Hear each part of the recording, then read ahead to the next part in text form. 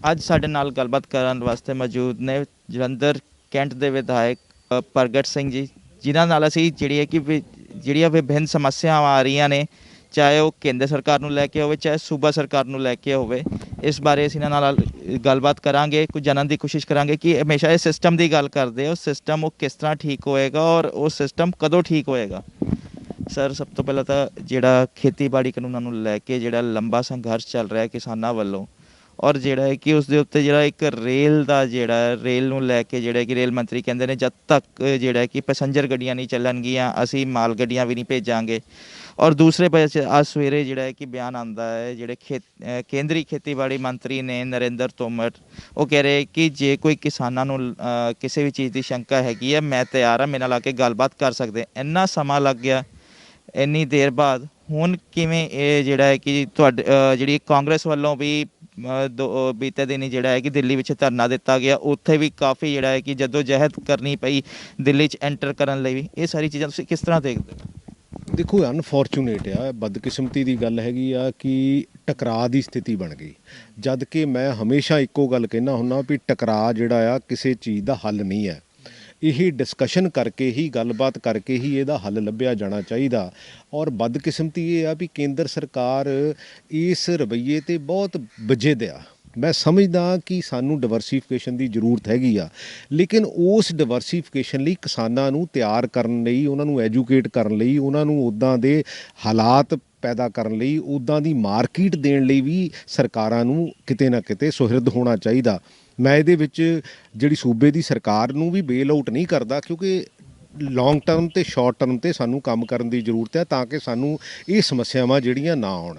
ਔਰ ਮੇਰਾ ਖਿਆਲ ਹੈ ਵੀ ਜੇ ਹੁਣ ਵੀ ਉਹ ਕਹਿੰਦੇ ਆ ਕਿ ਹਾਂ ਵੀ ਅਸੀਂ ਗੱਲਬਾਤ ਕਰਨ ਨੂੰ ਤਿਆਰ ਹੈਗੇ ਆ, ਤਾਂ ਮੇਰਾ ਖਿਆਲ ਹੈ ਗੱਲਬਾਤ ਕਰ ਲੈਣੀ ਚਾਹੀਦੀ ਆ, ਕਿਉਂਕਿ ਗੱਲਬਾਤ ਤੋਂ ਹੀ ਜਿਹੜੀਆਂ ਚੰਗੀਆਂ ਚੀਜ਼ਾਂ ਨਿਕਲਦੀਆਂ ਹੈਗੀਆਂ। ਔਰ ਜਿੱਥੋਂ ਤੱਕ ਰੇਲਵੇ ਦਾ ਸਵਾਲ ਹੈਗਾ ਵੀ ਮੈਨੂੰ ਐਂ ਲੱਗਦਾ ਕਿ ਸਾਨੂੰ ਜਿਹੜੀਆਂ ਗੁੱਡਸ ਟ੍ਰੇਨਸ ਆ, ਕਿਉਂਕਿ ਸਾਰੀਆਂ ਪਟੜੀਆਂ ਕਲੀਅਰ ਹੋ ਗਈਆਂ, ਹੁਣ ਇਹਦੇ 'ਤੇ ਸਾਨੂੰ ਬਹੁਤ ਕਿੰਤੂ ਪਰੰਤੂ ਨਹੀਂ ਕਰਨਾ ਚਾਹੀਦਾ। ਔਰ ਹੌਲੀ ਹੌਲੀ ਜਦੋਂ ਹਾਲਾਤ ਸੁਖਾਵੇਂ ਹੋ ਜਾਣਗੇ ਸਾਡੀਆਂ ਪੈਸੰਜਰ ਟ੍ਰੇਨਸ ਵੀ ਚੱਲ ਪੈਣਗੀਆਂ, ਕਿਉਂਕਿ ਇਹ ਤਾਂ ਐਂ ਲੱਗਦਾ ਵੀ ਜਿੱਦਾਂ ਸਾਡੇ ਨਾਲ ਬਿਲਕੁਲ ਮਤਰੇਈ ਮਾਂ ਵਾਲਾ ਜਿਹੜਾ ਪੰਜਾਬ ਨਾਲ ਜਿਹੜਾ ਸਲੂਕ ਜਿਹੜਾ ਉਹ ਕੀਤਾ ਜਾ ਰਿਹਾ। ਸਰ, ਵਿਰੋਧੀ ਧਿਰ ਇਹ ਵੀ ਕਹਿ ਰਹੀ ਹੈ ਕਿ ਜਿਹੜਾ ਵਿਧਾਨ ਸਭਾ ਦੇ ਵਿੱਚ ਜਿਹੜੇ 3 ਕਾਨੂੰਨ ਜਿਹੜਾ ਕਿ ਕੈਪਟਨ ਅਮਰਿੰਦਰ ਸਿੰਘ ਵੱਲੋਂ ਜਿਹੜੇ ਪਾਸ ਕੀਤੇ ਗਏ ਨੇ, ਉਹ ਕੇਂਦਰ ਸਰਕਾਰ ਦੇ ਕਹਿਣ 'ਤੇ ਸਿਰਫ ਕਿਸਾਨਾਂ ਦਾ ਜਿਹੜਾ ਸੰਘਰਸ਼ ਹੈ ਉਹਨੂੰ ਡਾਇਲਿਊਟ ਕਰਨ ਵਾਸਤੇ ਕੀ ਬਣਾਏ ਗਏ ਨੇ।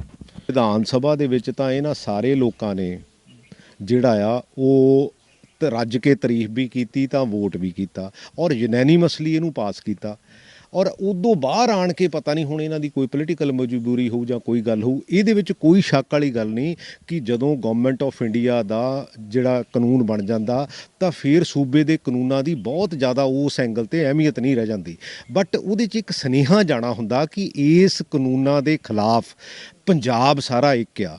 ਇਸੇ ਕਰਕੇ ਸਾਰੀਆਂ ਪੋਲੀਟੀਕਲ ਪਾਰਟੀਆਂ ਨੇ ਵਿਧਾਨ ਸਭਾ ਦੇ ਅੰਦਰ ਜਿਹੜਾ ਉਹ ਇੱਕ ਸਟੈਂਡ ਲਿਆ ਸੀ ਵੀ ਅਸੀਂ ਇਹਦੀ ਸਪੋਰਟ ਕਰਦੇ ਹੈਗੇ ਆ। ਅਤੇ ਜੇ ਅੰਦਰ ਇਹ, ਕਿਉਂਕਿ ਉਹ ਤਾਂ ਰਿਕਾਰਡ ਦਾ ਹਿੱਸਾ ਹੀ ਆ ਨਾ, ਕਿਉਂਕਿ ਜਦੋਂ ਵੀ ਵਿਧਾਨ ਸਭਾ ਲੱਗਦੀ ਆ ਅਤੇ ਜਿਹੜਾ ਵੀ ਉਹਦੇ ਵਿੱਚ ਬੋਲਦਾ ਉਹਦਾ ਰਿਕਾਰਡ ਜਿਹੜਾ ਹਰ ਚੀਜ਼ ਰਿਕਾਰਡ ਹੁੰਦੀ ਆ। ਅਤੇ ਤੁਸੀਂ ਸਾਰੇ ਕਢਵਾ ਕੇ ਦੇਖ ਲਓ, ਇਹਨਾਂ ਨੇ ਬਹੁਤ ਜ਼ਿਆਦਾ ਤਾਰੀਫ ਕੀਤੀ ਹੈਗੀ। ਇਹ ਬਾਹਰ ਆਣ ਕੇ ਕੁਛ ਕਹਿੰਦੇ, ਅੰਦਰ ਜਾ ਕੇ ਕੁਛ ਕਹਿੰਦੇ ਆ।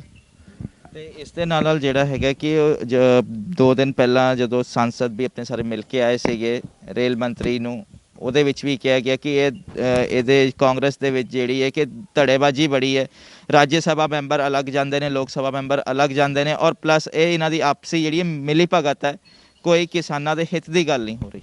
ਨਹੀਂ, ਮਿਲੀ ਭਗਤ ਕਿੱਦਾਂ ਹੋ ਸਕਦੀ ਆ, ਕਿਉਂਕਿ ਅਸੀਂ ਤਾਂ ਕਾਨੂੰਨ ਵੀ ਅਸੀਂ ਬਣਾਏ, ਧਰਨਾ ਵੀ ਅਸੀਂ ਲਾਇਆ। ਇਹ ਠੀਕ ਆ ਵੀ ਕਈ ਵਾਰੀ ਪੋਲੀਟੀਕਲ ਪਾਰਟੀਆਂ ਦੇ ਇੰਟਰਨਲੀ ਵੀ ਕਈ ਵਾਰੀ ਕਿਸੇ ਨਾਲ ਨਹੀਂ ਬਣਦੀ ਇਹਦੇ 'ਚ, ਪਰ ਜਿਹੜੀ ਮੂਲ ਰੂਪ ਦੇ ਵਿੱਚ ਮੂਲ ਧਾਰਾ ਹੈਗੀ ਆ ਉਹਦੇ ਵਿੱਚ ਅਸੀਂ ਸਟੈਂਡ ਕਰਦੇ ਹਾਂ ਵੀ ਅਸੀਂ ਗੱਲ ਤਾਂ ਠੀਕ ਕਰੀਏ, ਅਸੀਂ ਕਿਸਾਨਾਂ ਦੀ ਗੱਲ ਕਰਦੇ ਹਾਂ। ਉਹਦੇ ਤੋਂ ਇਲਾਵਾ ਜੇ ਇਹ ਕੋਈ ਗੱਲ ਕਰਨੀ ਚਾਹੁੰਦੇ ਆ ਅਸੀਂ ਉਹਨੂੰ ਵੀ ਐਕਸੈਪਟ ਕਰ ਲੈਂਦੇ ਹਾਂ। ਨਰਿੰਦਰ ਤੋਮਰ ਦਾ ਕਹਿਣਾ ਹੈ ਕਿ ਨਾ ਹੀ ਤਾਂ ਸਾਡੇ ਕਾਨੂੰਨ ਦੇ ਵਿੱਚ ਵੀ ਮੰਡੀਕਰਨ ਖਤਮ ਹੋਣ ਦੀ ਗੱਲ ਨਹੀਂ ਕੀਤੀ ਗਈ, ਨਾ ਹੀ MSP ਦੀ ਗੱਲ ਹੈਗੀ ਹੈ। ਕਿਸਾਨਾਂ ਨੂੰ ਜਿਹੜੀ ਸ਼ੰਕਾ ਹੈਗੀ ਹੈ ਉਹ ਸਿੱਧੇ ਬੈਠ ਕੇ ਸਾਡੇ ਨਾਲ ਹੁਣ ਗੱਲ ਕਰਨ। ਦੇਖੋ, ਉਹ ਤਾਂ ਬੇਸਿਕਲੀ ਸਾਡਾ GST 10,000 ਕਰੋੜ ਰੁਪਈਆ ਨਹੀਂ ਦਿੱਤਾ, ਉਹਦੀ ਤਾਂ ਸਵਰਨ ਗਰੰਟੀ ਹੈਗੀ ਆ। ਬੇਸਿਕਲੀ ਦੇਖੋ, ਜਿਹੜੀ MSP ਆ ਉਹ ਤਾਂ 23 ਫਸਲਾਂ 'ਤੇ ਆ, ਲੇਕਿਨ ਚੁੱਕੀਆਂ ਕਿਉਂ 2 ਜਾਂਦੀਆਂ? ਕਿਉਂਕਿ ਉਹਦਾ APMC ਜਿਹੜਾ ਆ ਅਸ਼ੋਰਡ ਮਾਰਕੀਟਿੰਗ ਆ। ਸੋ ਇਸ ਕਰਕੇ ਐਮਐਸਪੀ ਤਾਂ ਹੁਣ ਮੰਨ ਲਓ ਜਿਹੜੀ ਮੱਕੀ ਹੈਗੀ ਆ ਉਹਦੀ 1835 ਰੁਪਏ ਐਮਐਸਪੀ ਹੈ, ਲੇਕਿਨ ਅਦਰਵਾਈਜ਼ ਉਹ 6-650 ਰੁਪਏ ਨੂੰ ਵੀ ਨਹੀਂ ਵਿਕਦੀ। ਸੋ ਇਸ ਕਰਕੇ ਇਹ ਸਾਰੀਆਂ ਕਹਿਣ ਦੀਆਂ ਗੱਲਾਂ ਹੈਗੀਆਂ, ਇਸੇ ਕਰਕੇ ਸ਼ੰਕਾ ਪੈਦਾ ਹੁੰਦੀ ਆ, ਇਸੇ ਕਰਕੇ ਇਹ ਸਮੱਸਿਆ ਹੈਗੀ ਆ। ਐਮਐਸਪੀ ਦੀ ਗੱਲ ਕਰਾਂ, ਕੇਰਲਾ ਦੇ ਵਿੱਚ 1 ਨਵੰਬਰ ਤੋਂ ਜਿਹੜਾ 16 ਸਬਜ਼ੀਆਂ ਦੇ ਉੱਤੇ ਵੀ ਜਿਹੜੀ ਐਮਐਸਪੀ ਲਾਗੂ ਕਰ ਦਿੱਤੀ ਗਈ ਹੈ। ਸ਼੍ਰੋਮਣੀ ਅਕਾਲੀ ਦਲ ਕਹਿੰਦੀ ਹੈ ਕਿ ਪੰਜਾਬ ਸਰਕਾਰ ਵੀ ਜਿਹੜਾ ਹੈ ਕਿ ਕੇਰਲਾ ਦੀ ਤਰਜ਼ ਤੇ ਇਸੇ ਤਰ੍ਹਾਂ ਹੀ ਸਬਜ਼ੀਆਂ ਦੇ ਉੱਤੇ ਵੀ ਜਿਹੜੀ ਐਮਐਸਪੀ ਸ਼ੁਰੂ ਕਰੇ। ਸਰ ਤੁਹਾਡਾ ਕੀ ਕਹਿਣਾ? ਦੇਖੋ, ਮੈਂ ਇਹਦੇ ਤੇ ਸਟੱਡੀ ਨਹੀਂ ਹਜੇ ਕੀਤਾ ਵੀ ਇਹਦੇ ਤੇ ਕੀ ਹੋਣਾ ਚਾਹੀਦਾ ਆ। ਬੇਸਿਕਲੀ ਇਹ ਤੇ ਡਿਟੇਲ ਡਿਸਕਸ਼ਨ, ਜੇ ਪੰਜਾਬ ਦੇ ਫਾਇਦੇ ਦੀ ਗੱਲ ਹੈਗੀ ਆ, ਕਿਸਾਨਾਂ ਦੇ ਫਾਇਦੇ ਦੀ ਗੱਲ ਹੈਗੀ ਆ, ਤੇ ਮੈਨੂੰ ਲੱਗਦਾ ਵੀ ਉਹਦੇ 'ਚ ਹਰਜ ਕੋਈ ਨਹੀਂ ਹੈ। ਇੱਕ ਸਰ ਤੁਹਾਡਾ ਕਹਿਣਾ, ਬੀਤੇ ਦਿਨ ਵੀ ਇੱਕ ਸੈਮੀਨਾਰ ਦੇ ਵਿੱਚ ਤੁਸੀਂ ਗਏ ਸੀ ਜਿੱਥੇ ਇੱਕ ਬੜੇ ਵਿਸਤਾਰ ਨਾਲ ਗੱਲ ਕੀਤੀ ਸੀ ਕਿ ਜਿਹੜਾ ਅੱਜ-ਕੱਲ੍ਹ ਜਿਹੜੀ ਸਿਆਸੀ ਪਾਰਟੀਆਂ ਦੇ ਵਿੱਚ ਜਿਹੜਾ ਕਲਚਰ ਚੱਲ ਰਿਹਾ, ਜਿਹੜਾ ਵੀ ਆਵਾਜ਼ ਚੱਕਣ ਦੀ ਕੋਸ਼ਿਸ਼ ਕਰਦਾ ਉਹਨੂੰ ਦਬਾਇਆ ਜਾਂਦਾ, ਇੱਕ ਨਾਅਰੇ ਕਰ ਦਿੱਤਾ ਜਾਂਦਾ। ਸਰ ਕਿਵੇਂ ਲੱਗਦਾ ਤੁਹਾਨੂੰ? ਇੰਟਰਨਲ ਡੈਮੋਕ੍ਰੇਸੀ ਦੀ ਮੈਂ ਹਮੇਸ਼ਾ ਗੱਲ ਕਰਦਾ ਵੀ ਸਾਨੂੰ ਡਿਸਕਸ਼ਨ ਕਰਨੀ ਚਾਹੀਦੀ ਆ। ਇੰਟਰਨਲ ਡੈਮੋਕ੍ਰੇਸੀ ਜਿਹੜੀ ਆ ਉਹ ਪੋਲੀਟੀਕਲ ਪਾਰਟੀਆਂ 'ਚ ਘਟ ਗਈ, ਇਸੇ ਕਰਕੇ ਕਈ ਸਮੱਸਿਆਵਾਂ ਜਿਹੜੀਆਂ ਵੱਧ ਗਈਆਂ ਹੈਗੀਆਂ। ਕਿਉਂਕਿ ਜਦੋਂ ਤੁਸੀਂ ਵੱਧ ਬੰਦਿਆਂ ਨਾਲ, ਹੁਣ ਮੰਨ ਲਓ ਤੁਹਾਡਾ ਜ਼ਿੰਦਗੀ ਦਾ ਆਪਣਾ ਤਜਰਬਾ ਹੈਗਾ, ਮੇਰਾ ਆਪਣਾ ਤਜਰਬਾ ਹੈਗਾ, ਜਦੋਂ ਆਪਾਂ ਗੱਲ ਕਰਾਂਗੇ ਉਹਦੇ 'ਚੋਂ ਕੋਈ ਨਾ ਕੋਈ ਸੋਲਿਊਸ਼ਨ ਲੱਭੂਗਾ। ਅੱਛਾ, ਜਦੋਂ ਕਈ ਵਾਰੀ ਸੋਲਿਊਸ਼ਨ ਇਸੇ ਕਰਕੇ ਨਹੀਂ ਲੱਭਦੇ, ਕਈ ਵਾਰੀ ਅਸੀਂ ਕਲੋਜ਼ ਡੋਰ ਦੇ ਵਿੱਚ ਕਈ ਚੀਜ਼ਾਂ ਜਿਹੜੀਆਂ ਇਗਨੋਰ ਕਰ ਲੈਂਦੇ ਆ, ਤੇ ਉਹਦੇ ਕਰਕੇ ਸਾਨੂੰ ਇਹ ਸਮੱਸਿਆ ਆਉਂਦੀ ਹੈ। ਪੋਸਟ ਮੈਟ੍ਰਿਕ ਸਕਾਲਰਸ਼ਿਪ ਦਾ ਜਿਹੜਾ ਘੁਟਾਲਾ ਹੈ ਉਸ ਨੂੰ ਲੈ ਕੇ ਲਗਾਤਾਰ ਉਹ ਖੇਤੀਬਾੜੀ ਕਾਨੂੰਨ ਦੇ ਉੱਤੇ ਦਾ ਸੰਘਰਸ਼ ਚੱਲ ਹੀ ਰਿਹਾ ਹੈ। ਇੱਕ ਪੋਸਟ ਮੈਟ੍ਰਿਕ ਸਕਾਲਰਸ਼ਿਪ ਦੇ ਜਿਹੜਾ ਸਕੈਮ ਹੈ ਉਸ ਦੇ ਉੱਤੇ ਜਿਹੜੀ ਕਲੀਨ ਚਿੱਟ ਦਿੱਤੀ ਗਈ ਹੈ ਸਾਧੂ ਸਿੰਘ ਧਰਮਸੋਤ ਨੂੰ, ਉਸ ਨੂੰ ਲੈ ਕੇ ਤੁਹਾਡਾ ਕੀ ਕਹਿਣਾ? ਔਰ ਤੁਹਾਡੇ ਵੱਲੋਂ ਵੀ ਕਿਹਾ ਗਿਆ ਸੀਗਾ ਕਿ ਜਿਹੜੀਆਂ ਦਲਿਤ ਸਮਾਜ ਦੇ ਵਿੱਚ ਵੀ, ਦਲਿਤ ਭਾਈਚਾਰੇ ਦੇ ਕੁਝ ਲਕੀਰਾਂ ਇਹੋ ਜਿਹੀਆਂ ਨੇ ਜਿਹੜੀਆਂ ਗਰਾਊਂਡ ਲੈਵਲ ਤੱਕ ਜਿਹੜੇ ਫਾਇਦੇ ਨਹੀਂ ਪਹੁੰਚਣ ਦਿੰਦੀਆਂ, ਰਾਖਵਾਂਕਰਨ ਜਿਹੜੇ ਇੱਕ ਸਬਸੀਕੇਟਡ ਲਕੀਰਾਂ ਤੱਕ ਹੀ ਫਿਕਸ ਰਹਿ ਜਾਂਦਾ। ਨਹੀਂ, ਦੇਖੋ ਉਹ ਇੱਕ ਡਿਫਰੈਂਟ ਸੰਦਰਭ ਦੇ ਵਿੱਚ ਸੀ, ਲੇਕਿਨ ਮੈਂ ਜਿਹੜਾ ਐਸਸੀ ਸਕਾਲਰਸ਼ਿਪ ਸਕੀਮ ਹੈਗੀ ਆ, ਇਹ ਤਾਂ ਸਾਨੂੰ 100% ਲਾਗੂ ਕਰਨੀ ਚਾਹੀਦੀ ਆ। ਕਿਉਂਕਿ ਮੈਂ ਉਹਦੇ ਲੀਗਲ, ਕਿਉਂਕਿ ਮੈਂ ਜੇ ਕੋਈ ਗੱਲ ਕਹੂੰਗਾ ਤੇ ਤੁਸੀਂ ਕਹੋਗੇ ਵੀ ਤੁਸੀਂ ਤਾਂ ਕਾਂਗਰਸ ਦੇ ਐਮਐਲਏ ਆ, ਬਟ ਮੈਨੂੰ ਲੱਗਦਾ ਇੰਡੀਪੈਂਡੈਂਟਲੀ ਸਾਨੂੰ ਬੜਾ ਕਲੀਅਰ ਕੱਟ ਜਿਹੜਾ ਆ ਉਹ ਦੇਖਣਾ ਚਾਹੀਦਾ, ਲੇਕਿਨ ਉਹਨਾਂ ਬੱਚਿਆਂ ਦਾ ਨੁਕਸਾਨ ਨਹੀਂ ਹੋਣਾ ਚਾਹੀਦਾ।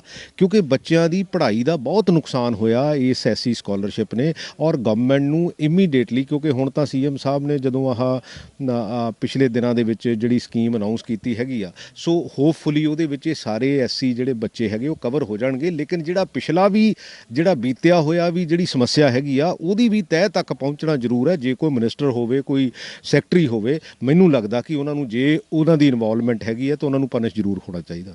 ਨਹੀਂ, ਮੈਂ ਤਾਂ ਇਹ ਕਹਿਣ ਡਿਆ ਵੀ ਹਾਂ, ਵੀ ਜੇ ਕੋਈ ਉਹਨਾਂ ਦਾ ਕਸੂਰ ਹੈਗਾ ਤੇ ਜ਼ਰੂਰ ਉਸ ਬੰਦੇ ਨੂੰ ਪਨਿਸ਼ ਜਿਹੜਾ ਉਹ ਕਰਨਾ ਚਾਹੀਦਾ ਸਰਕਾਰ ਨੂੰ, ਚਾਹੇ ਕਿਸੇ ਵੀ ਲੈਵਲ ਤੇ ਹੋਵੇ। ਤੇ ਇਸ ਦੀ ਜਿਹੜੀ ਜਾਂਚ ਕਿਸ ਤਰ੍ਹਾਂ ਹੋਣੀ ਚਾਹੀਦੀ ਹੈ? ਕਿਉਂਕਿ ਕਲੀਨ ਚਿੱਟ ਜਾਂਚ ਤਾਂ ਬੇਸਿਕਲੀ ਦੇਖੋ, ਕੋਈ ਵੀ ਏਜੰਸੀ ਨੂੰ, ਇੰਡੀਪੈਂਡੈਂਟ ਏਜੰਸੀ ਨੂੰ ਇੰਡੀਪੈਂਡੈਂਟ ਕੰਮ ਕਰਨਾ ਚਾਹੀਦਾ, ਕਿਉਂਕਿ ਅਲਟੀਮੇਟਲੀ ਤਾਂ ਸਾਡੇ ਹੀ ਸਿਸਟਮ ਦੇ ਵਿੱਚੋਂ ਕੋਈ ਨਾ ਕੋਈ ਬੰਦਾ ਹੋਊਗਾ, ਔਰ ਮੈਨੂੰ ਲੱਗਦਾ ਕਿ ਮੈਰਿਟ ਤੇ ਕੰਮ ਕਰਨਾ ਚਾਹੀਦਾ। ਇਹ ਤਾਂ ਹੈ ਨਹੀਂਗਾ ਕਿ ਉਹ ਕਿਸੇ ਪਾਰਟੀਕੂਲਰ ਕਮਿਊਨਿਟੀ ਦਾ ਜਾਂ ਕਿਸੇ ਪਾਰਟੀਕੂਲਰ ਉਹਦਾ ਤਾਂ ਹੈ ਨਹੀਂਗਾ। ਇਹ ਤਾਂ ਬੇਸਿਕਲੀ ਸਾਂਝਾ ਕੰਮ ਹੈਗਾ। ਜੇ ਗਲਤ ਆ ਤਾਂ ਗਲਤ ਆ, ਜੇ ਠੀਕ ਆ ਤਾਂ ਠੀਕ ਆ। ਮੈਂ ਤਾਂ ਇਹ ਕਹਿਣਾ ਹੁੰਦਾ ਵੀ ਚਾਹੇ ਉਹ ਕਿਸੇ ਵੀ ਪੋਲੀਟੀਕਲ ਪਾਰਟੀ ਦਾ ਹੋਵੇ, ਜਿਹੜਾ ਗਲਤ ਆ ਉਹਨੂੰ ਗਲਤ ਜਿਹੜਾ ਕਰਨਾ ਚਾਹੀਦਾ। ਜਿੱਥੇ ਮੁੱਖ ਮੰਤਰੀ ਕੈਪਟਨ ਅਮਰਿੰਦਰ ਸਿੰਘ ਕਹਿੰਦੇ ਨੇ ਕਿ ਜਿਹੜੇ ਕਿ ਮੇਰਾ ਮੰਤਰੀ ਬਿਲਕੁਲ ਜਿਹੜੇ ਕਿ ਸਾਫ਼ ਨੇ, ਬੇਪਾਕ ਨੇ, ਕੋਈ ਇਹੋ ਜਿਹਾ ਘੁਟਾਲਾ ਨਹੀਂ ਹੋਇਆ, ਉੱਥੇ ਵਾਲੀ ਜਿਹੜੀ ਵਿਰੋਧੀ ਧਿਰਾਂ ਨੇ ਉਹ ਇਹ ਕਹਿੰਦੀ ਹੈ ਕਿ ਇਹਨਾਂ ਦੇ ਹੀ ਜਿਹੜੇ ਆਈਐਸ ਆਫੀਸਰ ਨੇ, ਕਿਰਪਾ ਸ਼ੰਕਰ ਸਰੋਜ, ਉਹਨਾਂ ਨੇ ਹੀ ਇਹ ਸਾਰੇ ਖੁਲਾਸੇ ਕੀਤੇ ਨੇ। ਤੇ ਫਿਰ ਉਹਨਾਂ, ਦੇਖੋ ਜਿਹੜੀ ਸੈਕਟਰੀ ਨੇ, ਦੇਖੋ ਉਹਦੀ ਮੇਰਾ ਖਿਆਲ ਹੈ ਵੀ ਜਾਂਚ ਪ੍ਰੋਪਰਲੀ, ਮੈਨੂੰ ਨਹੀਂ ਹੁਣ ਪਤਾ ਵੀ ਉਹਦੇ 'ਚ ਐਗਜ਼ੈਕਟਲੀ ਕੀ ਹੈਗਾ, ਕਿਉਂਕਿ ਜੇ ਤਾਂ ਡਾਕੂਮੈਂਟ ਹੋਵੇ ਫਿਰ ਤਾਂ ਤੁਸੀਂ ਕਹਿ ਸਕਦੇ ਹੋ, ਮੈਨੂੰ ਨਹੀਂ ਐਗਜ਼ੈਕਟਲੀ ਨਹੀਂ ਪਤਾ। ਮੈਂ ਤਾਂ ਕਹਿੰਦਾ ਵੀ ਹਰ ਚੀਜ਼ ਫੇਅਰ ਹੋਣੀ ਚਾਹੀਦੀ ਆ, ਬੱਚਿਆਂ ਦਾ ਉਹਦੇ ਵਿੱਚ ਨੁਕਸਾਨ ਨਹੀਂ ਹੋਣਾ ਚਾਹੀਦਾ। ਸਰ ਹੁਣ ਤੁਸੀਂ ਕਿਸਾਨਾਂ ਦੇ ਸੰਘਰਸ਼ ਨੂੰ ਕਿਸ ਤਰ੍ਹਾਂ ਦੇਖਦੇ ਆ, ਔਰ ਕਿਸ ਤਰ੍ਹਾਂ ਇਹ ਸਮਾਪਤ ਹੋਏਗਾ, ਕਿਸ ਤਰ੍ਹਾਂ ਇਹ ਸਿਸਟਮ? ਦੇਖੋ, ਡੈਡਲੌਕ ਬਣਨਾ ਨਹੀਂ ਚਾਹੀਦਾ। ਜੇ ਅੱਜ ਵੀ ਉਹਨਾਂ ਨੇ ਆਫਰ ਕੀਤਾ ਆ, ਮੇਰਾ ਖਿਆਲ ਹੈ ਕਿਸਾਨ ਜਥੇਬੰਦੀਆਂ ਨੂੰ ਜਾ ਕੇ ਗੱਲ ਕਰਨੀ ਚਾਹੀਦੀ ਆ। ਜਿਹੜੇ ਖਦਸ਼ੇ ਆ ਉਹਨਾਂ ਨੂੰ ਕਲੈਰਿਟੀ ਹੋਣੀ ਚਾਹੀਦੀ ਆ। ਜੇ ਗਵਰਨਮੈਂਟ ਦੀ ਕੁਝ ਕਲੈਰਿਟੀ ਚਾਹੀਦੀ ਆ, ਗਵਰਨਮੈਂਟ ਨੂੰ ਵੀ ਉਹਦੇ ਤੇ ਜੇ ਅਮੈਂਡਮੈਂਟ ਦੀ ਜ਼ਰੂਰਤ ਹੈ, ਮੈਂ ਕਹਿੰਦਾ ਕਾਨੂੰਨ ਬਣਦੇ ਆ, ਕਾਨੂੰਨਾਂ ਦੇ ਵਿੱਚ ਅਮੈਂਡਮੈਂਟ ਵੀ ਤਾਂ ਹੁੰਦੀ ਆ ਨਾ, ਤੇ ਉਹਦੇ ਵਿੱਚ ਆਪਾਂ ਜੇ ਕੋਈ ਇਦਾਂ ਦੀ ਗੱਲ ਨਹੀਂ ਹੈਗੀ ਤੇ ਆਪਾਂ ਸਿਰਫ ਇੰਨਾ ਹੀ ਐਡ ਕਰਨਾ ਵੀ ਐਮਐਸਪੀ ਤੋਂ ਘੱਟ ਨਹੀਂ ਅਸੀਂ ਖਰੀਦਾਂਗੇ, ਤੇ ਜੇ ਕੋਈ ਪ੍ਰਾਈਵੇਟ ਏਜੰਸੀ ਨਹੀਂ ਖਰੀਦੂਗੀ ਤਾਂ ਉਹਦੇ ਲਈ ਸਰਕਾਰ ਜਿਹੜੀ ਆ ਉਹ ਖਰੀਦੂਗੀ। ਗੱਲ ਤਾਂ ਇੰਨੀ ਆ। ਅੱਛਾ, ਜੇ ਇਹ ਮਨਸ਼ਾ ਨਾ ਹੁੰਦੀ ਤਾਂ ਫਿਰ ਇਹ ਬਿੱਲ ਲਿਆਉਣ ਦੀ ਵੀ ਜ਼ਰੂਰਤ ਨਹੀਂ ਸੀਗੀ। ਫਿਰ ਤਾਂ ਆਲਰੇਡੀ ਐਸਟੈਬਲਿਸ਼ ਸਿਸਟਮ ਹੈਗਾ ਹੀ ਆ ਨਾ, ਜਿਹੜੇ ਵਿੱਚ ਦੋ ਜਿਹੜੀ ਕਣਕ ਹੈ ਤੇ ਝੋਨਾ ਆ, ਉਹਨੂੰ ਹਮੇਸ਼ਾ ਇੱਕ ਦਾਣਾ ਜਿਹੜਾ ਪੰਜਾਬ ਤੋਂ ਹਰਿਆਣੇ ਤੋਂ ਚੱਕਿਆ ਜਾ ਰਿਹਾ।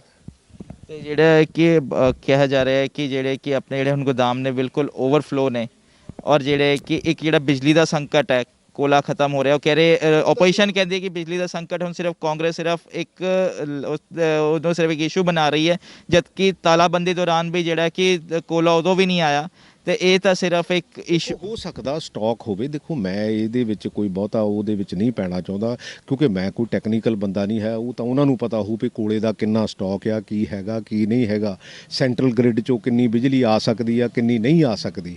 ਬਟ ਪ੍ਰੋਬਲਮ ਤਾਂ ਹੈਗੀ ਆ ਕਿਉਂਕਿ ਜਿੰਨਾ ਚਿਰ ਦੇਖੋ ਸੈਂਟਰ ਨੂੰ ਇਹ ਅੜੀਆ ਰਵੱਈਆ ਨਹੀਂ ਜਿਹੜਾ ਵਤੀਰਾ ਨਹੀਂ ਅਪਣਾਉਣਾ ਚਾਹੀਦਾ ਵੀ ਅਸੀਂ ਕਹਿਣ ਡਏ ਆ ਵੀ ਸਾਰੇ ਟਰੈਕ ਖਾਲੀ ਹੈਗੇ ਆ ਅਤੇ ਜਿਹੜੀਆਂ ਗੁੱਡਸ ਟ੍ਰੇਨਸ ਆ ਉਹਨਾਂ ਨੂੰ ਭੇਜੋ, ਕੋਈ ਰੁਕਾਵਟ ਨਹੀਂ ਹੈ। ਪਰ ਅਸੀਂ ਤਾਂ ਇਹ ਵੀ ਚਾਹੁੰਦੇ ਹਾਂ ਕਿ ਦੇਖੋ ਇੱਥੋਂ ਦੀ ਜੰਮੂ ਐਂਡ ਕਸ਼ਮੀਰ ਨੂੰ ਜਾਂਦਾ ਹੈਗਾ ਸਮਾਨ ਕਿਉਂਕਿ ਸਾਡੀ ਫੌਜ ਲੇਹ ਲਦਾਖ ਬੈਠੀ ਹੈਗੀ ਆ, ਉਹਨਾਂ ਦੀ ਵੀ ਸਪਲਾਈ ਹੋਣੀ ਚਾਹੀਦੀ ਆਉਣ ਵਾਲੇ ਸਮੇਂ 'ਚ। ਠੰਡ ਦੇ ਮਹੀਨੇ ਹੈਗੇ ਆ, ਸੋ ਅਸੀਂ ਤਾਂ ਹਰ ਚੀਜ਼ ਨਾਲ ਇਸ ਗੱਲ ਨਾਲ ਸਹਿਮਤ ਹੈਗੇ ਆ।